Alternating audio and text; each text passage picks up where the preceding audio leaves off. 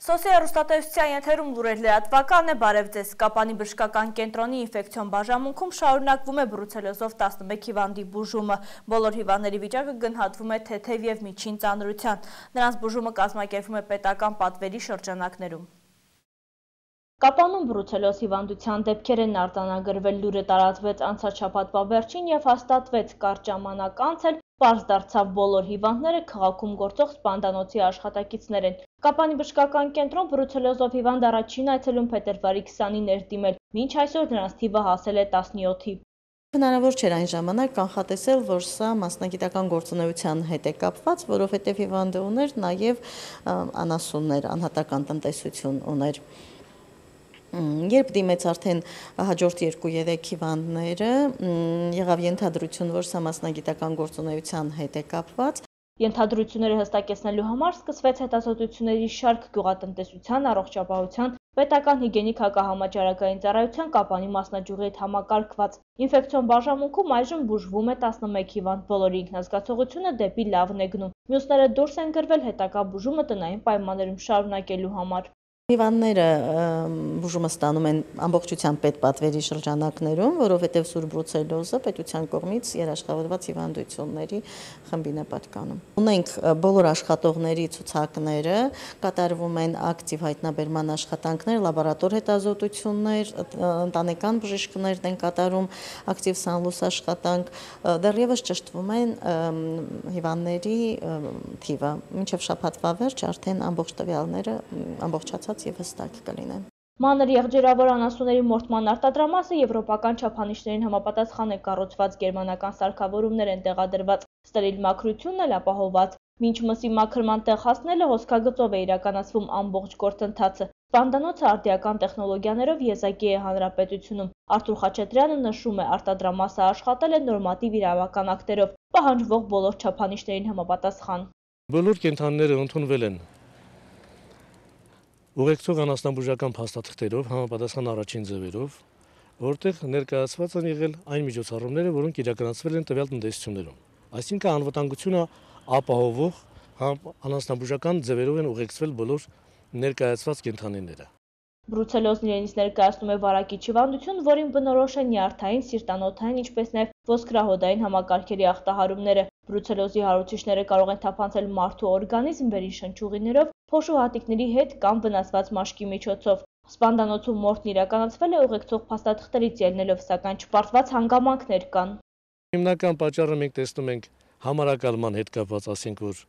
ինչու համարակալման հետ կապված, որովհետև մենք եթե ընդունում ենք ընդհանուր գլխաքանակ ֆիքսված լինելով, ասենք որոշակի X քանակ, մենք չունենք համարակալում։ Եթե լիներ համարակալում, մենք ունենայինք հետգծելիության ճիշտ որոշում։ Այսինքն վերահսկողությունը այստեղ ինչքան էլ վերահսկելիությունը գտնում է ցածր մակարդակի վրա, իսկ ռիսկայնությունը բարձր։ Եթե լիներ համարակալված, նման կարգի խնդիրների առաջ մենք չէինք կանգնի։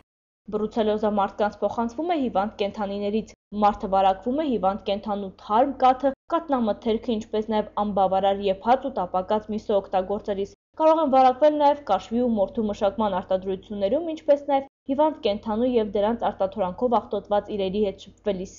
Բրուցելոզ հիվանդությունը նման կարգի հիվանդություն է, որ ասենք որտեղ որ լինում է, տեղաճարակային բնույթ կրող հիվանդություն է։ Այն կարող է լինել միայն այդ օջախում, որտեղ որ կա։ Նա վարակվում է կենդանուց, մարդը մարդուց չի վարակվում։ Այս եզրակացությանը հանգելն այնքան էլ դժվար չէ, մանավանդ որ հանրապետության տարբեր մարզերից են կենդանիները ընդունվել։ Պետպատվերի շրջանակում խոշոր եղջերավոր անասունները ստուգվում են տարին 2, իսկ մանր եղջերավորները 1 անգամ։ Սպանդանոցն էլ հենց հիմք է ընդունել այդ փաստաթուղթը։ Տարբեր մարզերից տեղափոխվել է X քանակի գլխաքանակ։ Մենք չգիտենք, ասենք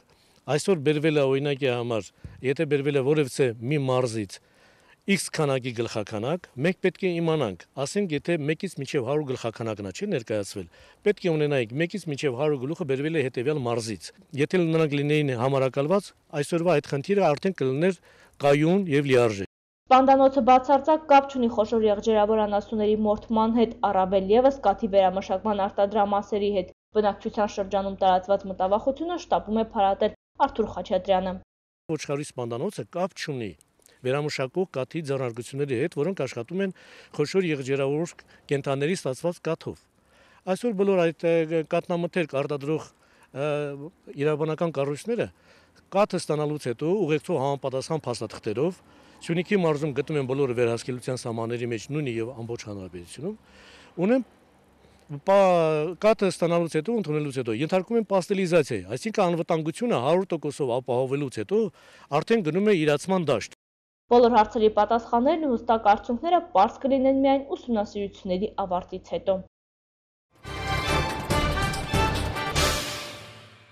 Հայաստանում աղետների վնասների կանխարգելման և երեխաների խոցելիության նվազեցման ծրագրի շրջանակներում արվել է հետազոտություն ԱՄՆ միջազգային զարգացման գործակալության, աղետների միջազգային աջակցության գրասենյակի ֆինանսավորմամբ և ՄԱԿ-ի մանկական հիմնադրամի տեխնիկական օժանդակությամբ։ Սեյսմիկ պաշտպանության հարավային ծառայությունը արդեն ստացել է արված հետազոտության արդյունքները։ Հայաստանում 60 դպրոց խոցելի է համարվել, որից 9 Սյունիքի մարզում է։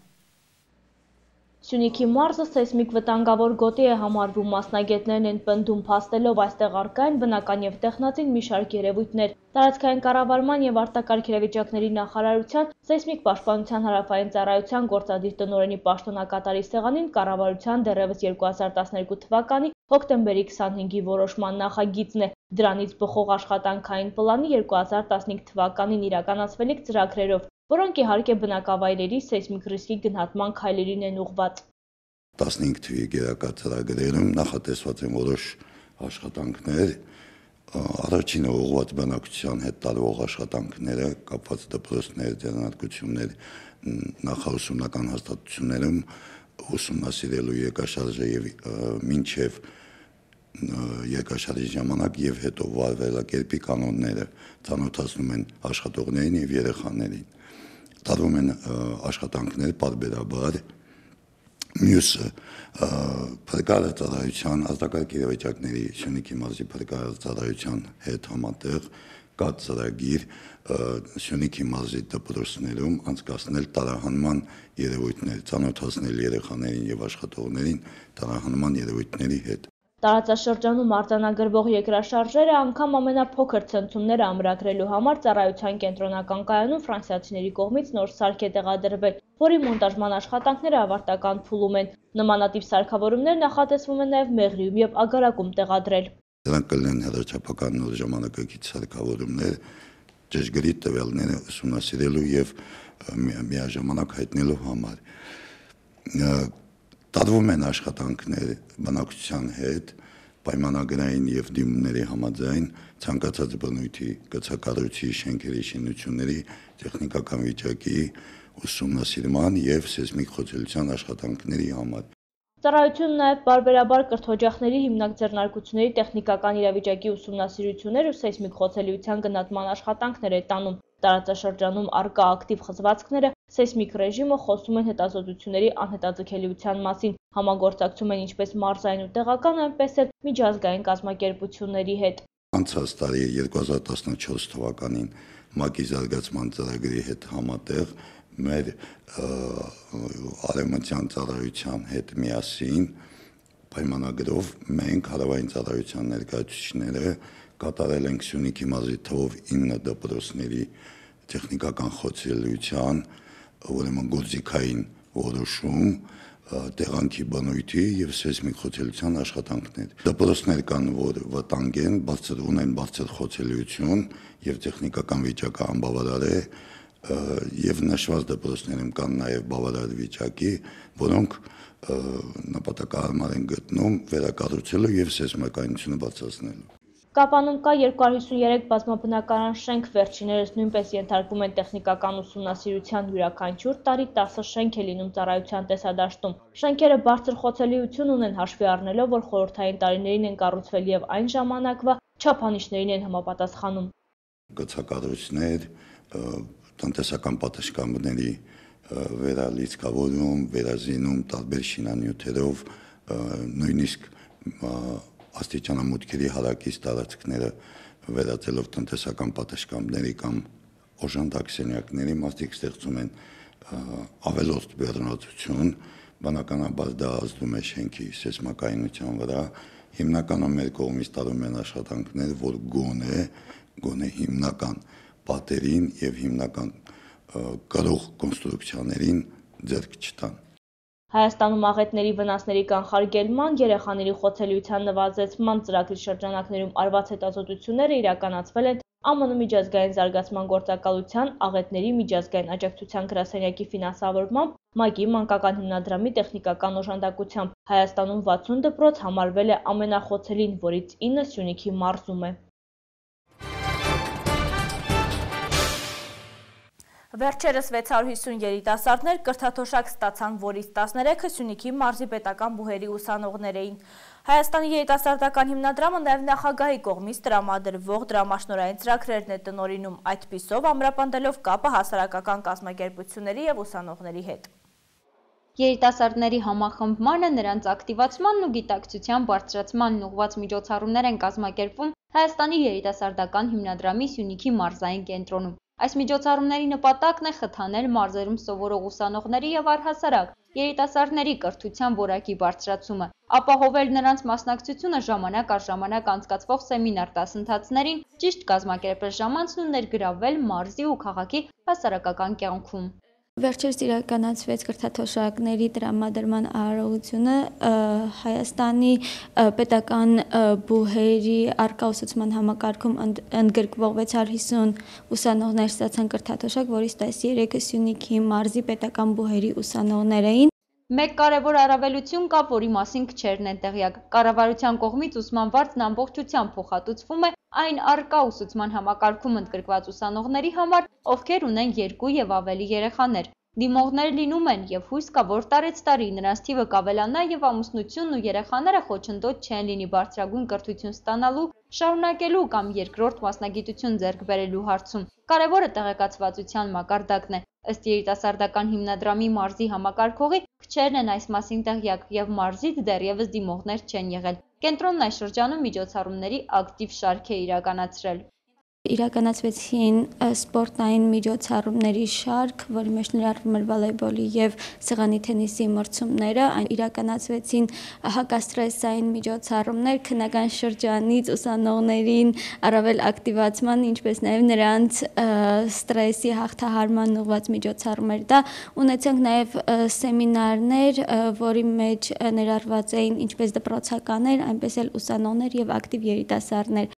Այժմ պատրաստվում են Կապանի քաղաքապետարանի կողմից իրականացվող Մեծ Եղեռնի նվիրված համաքաղաքային միջոցառումներին, իսկ տեղում կկազմակերպեն վավերագրական ֆիլմերի դիտումներ։ Նաև մտադիր են մարզի հասարակական կազմակերպությունների ու ուսումնական հաստատությունների ու խորհուրդների հետ կապերն առավել ամրապնդել։ Նախագահի կողմից հատկացվող դրամաշնորհները նույնպես տրամադրվում են Հայաստանի երիտասարդական հիմնադրամի կողմից, արդեն այս տարվա ընթացքում 2 անգամ հայտարարվել է դրամաշնորհներ, որին ակտիվ մասնակցել է նաև Սյունիքի հասարակական կազմակերպությունները, որը ևս մեկ անգամ խթան է հանդիսանում հասարակական կյանքի քաղաքացիական հասարակության ճիշտ կերտմանը, ինչպես նաև ակտիվացմանը։ Քանի որ նախորդ տարի իրականացվող դասընթացների արդյունքներն ու երիտասարդների ընդգրկվածությունը գոհացնող էր, կրկին նրանց մեկ սեղանի շուրջ համախմբելու կարիքը զգացվում է, և կենտրոնն այս շաբաթվանից վերսկսում է անգլերենի անվճար դասընթացները։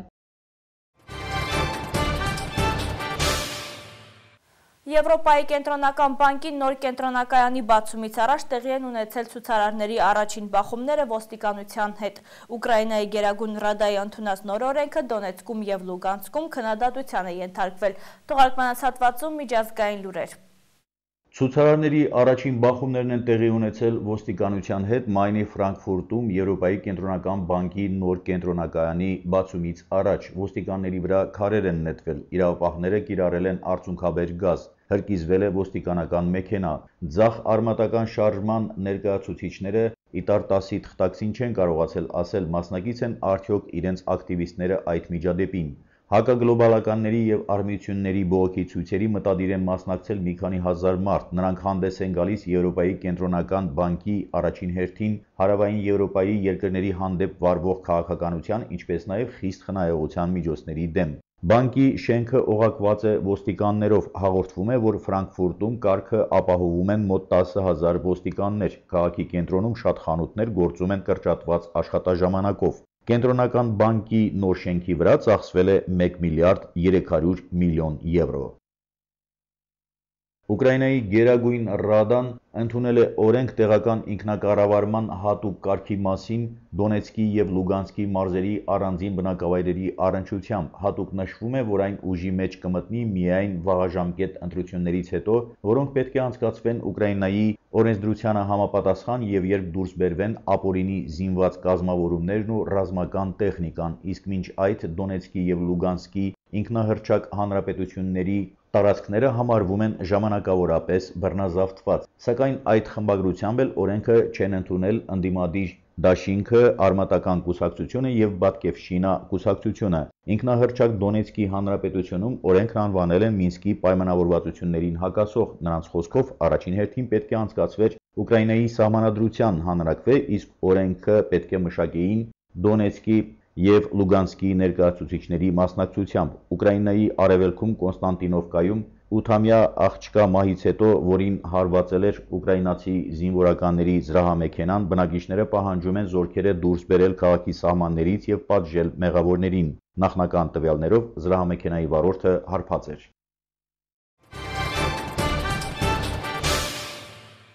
Հայաստանի Հանրապետության արտակարգ իրավիճակների նախարարության հիդրոթերապևտաբանության և մոնիտորինգի պետական ծառայությունից տեղեկացնում են մարտի 19-ի գիշերը Արարատյան դաշտում և նրա նախալեռներում, Տավուշի և Սյունիքի հովիտներում անպամատության նոսրացման դեպքում հնարավոր է օդի ջերմաստիճանի անկում մինչև 0 աստիճան, իսկ հողի մակերևույթինը մինչև 1-2 աստիճան ցրտության։ Այսօր այսքան, տեսություն և ամենայն բարիք։